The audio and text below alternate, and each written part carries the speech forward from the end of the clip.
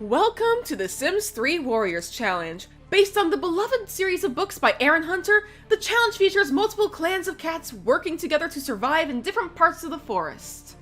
Except, what forest? In a game so focused on human gameplay, how do you create an environment for wild cats? How do you decide where they live, and how do you build this world? Well, that's where you need to step in and get to world building. Literally. In the books, every clan has a different environment where they thrive. Thunder Clan lives in a dense forest with thick underbrush. Wind Clan roams the open moorlands. River Clan settles on the banks of the river. And Shadow Clan has adapted to environments where they can hide in the shadows of the pine trees. And wherever your clan chooses to live, you'll have to take into account what type of territory they prefer. What is the surrounding land like? Is it a rocky field at the base of a cliff? Is it a dense forest at the bank of the river?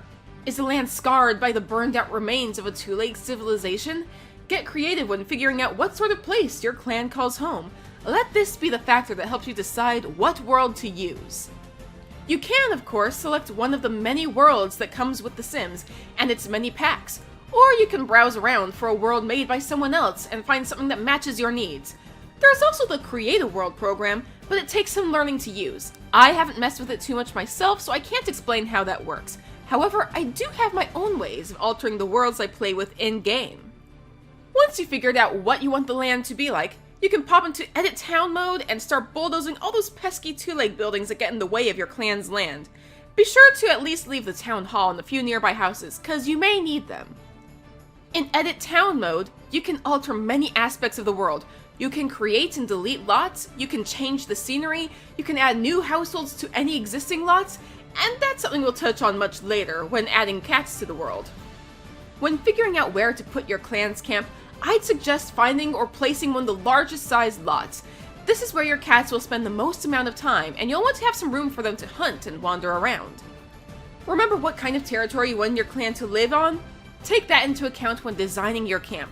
Perhaps your forest clan lives in a clearing surrounded by thick brambles and underbrush, or a ravine that splits through the ground, or your water-dwelling clan lives on the rocky shore or tucked into a marshy area between a few ponds. Get creative with it! If you need to, feel free to use the terrain tool to paint some dirt around or scatter rocks around to map out where each of the dens will go. You can play around and use the Move Objects sheet to merge plants and rocks together to make some fun structures and change things up. Since cats in this game will generally sleep wherever they want, don't feel like you absolutely have to make every type of den. At least to keep up appearances, having a medicine den, a nursery, and at least a warriors and apprentices den will make your camp seem a little bit more complete. For your fresh kill pile, it might help to have a patch of soil that's a much lighter color, making it easier for you as a player to see where the prey is, and also to indicate that the area is visited so frequently, the grass has kind of been trampled away. In fact, feel free to add some traces of dirt and stone around to break up the solid color of the grass. Once you have the general idea of your camp planned out, you can get to furnishing it. You may want to use the style tool on some of the pet furniture to make it look a little bit more mossy or stony, and possibly blend in a little bit more with the surroundings.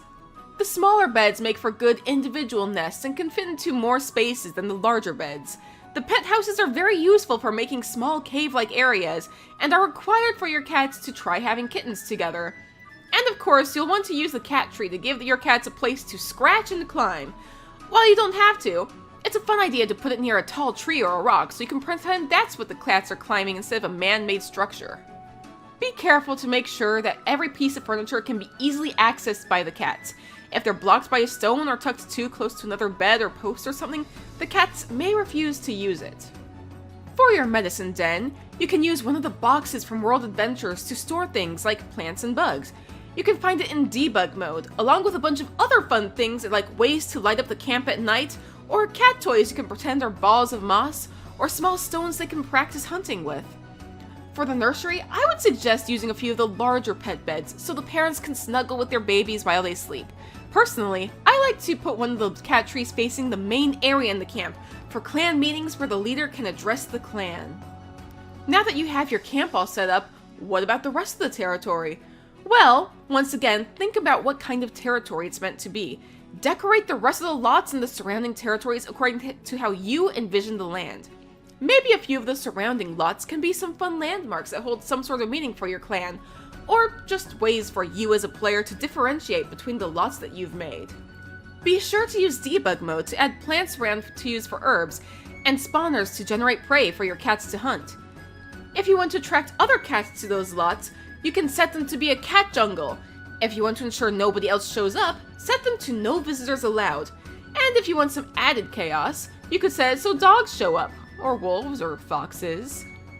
If you have multiple clans, you'll probably want to set up a lot to hold gatherings. Keep in mind that without using a mod like Retuner, you can't have your cats hang out on the cat tree off of their home lot, and you might want to find a seat that looks natural so they can sit on. I would absolutely recommend setting this place to no visitors allowed, so your gatherings don't get interrupted by random two-legs and wolves and the like. And of course, for your cats to commune with StarClan, you may want to place yet another lot for this. It may be best to find someplace a little more out of the way, someplace special. Do whatever you feel you need to in order to make this place feel sacred. Maybe it's high up in the mountains, or tucked away at the base of a waterfall. Maybe it's surrounded by strange plants, or maybe it's unassuming aside from an unearthly glow. Whatever this place is, it's up to you. Now, I could sit here and explain every detail of how to create your world, but at this point, I think it's a little bit more fun to get creative and figure out the small details for yourself. You should know now the basics of world creation in this game, so go wild and have fun with it. Make the world your own.